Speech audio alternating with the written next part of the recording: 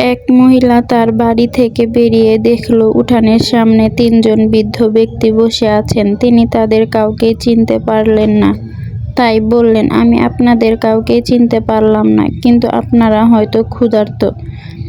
আপনারা ভেতরে আসুন, আমি আপনাদের খাওয়ার ব্যবস্থা করছি।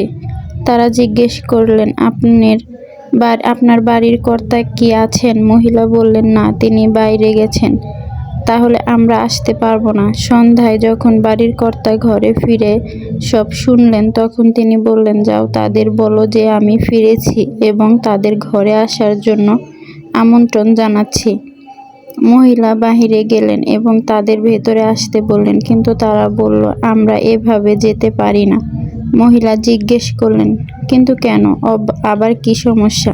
বৃদ্ধ লোকদের মধ্যে একজন বললেন, আমাদের মধ্যে একজনের নাম সম্পদ, আরেকজনের দিকে নির্দেশ করে বললেন, তার নাম সাফল্য এবং আমি ভালোবাসা। এখন আপনি ভেতরে গিয়ে সিদ্ধান্ত নিন, আমাদের কাকে আপনি ভেতরে ঢুকতে দেবেন। মহিলা যখন ভেতরে গিয়ে সব খুলে বললেন, তখন তার স্বামী অত্যন্ত খুশি হয়ে গেলেন এবং বললেন, অসাধারণ, চলো আমরা সম্পদকে ডাকি, তাহলে আমরা ধনী হয়ে যাব। তার স্ত্রী এতে সম্মতি দিলেন না। আমার মনে হয় আমাদের সাফল্যকেই ডাকা উচিত। তাদের মেয়ে ঘরের অন্য প্রান্তে বসে সব শুনছিল। সে বলে উঠল, তোমাদের কি মনে হয় না আমাদের ভালোবাসাকেই ডাকা উচিত? তাহলে আমাদের ঘর ভালোবাসায় পূর্ণ হয়ে উঠবে। লোকটি বলল, ঠিক আছে, তাহলে আমাদের মেয়ের কথাই শুনব।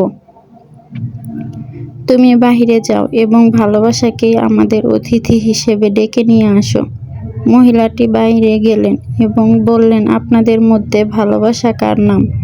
অনুগ্রহ করে তিনি ভেতরে আসুন, আপনি আমাদের অতিথি। ভালোবাসা নামের বৃদ্ধ উঠে দাঁড়ালেন এবং বাড়ির দিকে হাঁটতে শুরু করলেন। বাকি দুইজনও উঠে দাঁড়ালেন এবং তাকে অনুসরণ করতে লাগলেন।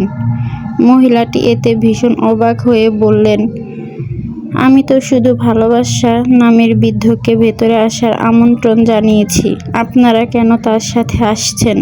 বৃদ্ধ লোকেরা বলল, আপনি যদি সম্পদ আর সাফল্যকে আমন্ত্রণ করতেন, তবে আমাদের বাকি দুইজন বাহিরেই থাকতাম। কিন্তু আপনি যেহেতু ভালোবাসাকে আমন্ত্রণ জানিয়েছেন, সে যেখানে যায় আমরা দুজনই সেখানে যাই। যেখানে ভালোবাসা থাকে সেখানেই সম্পদ ও সাফল্য থাকে।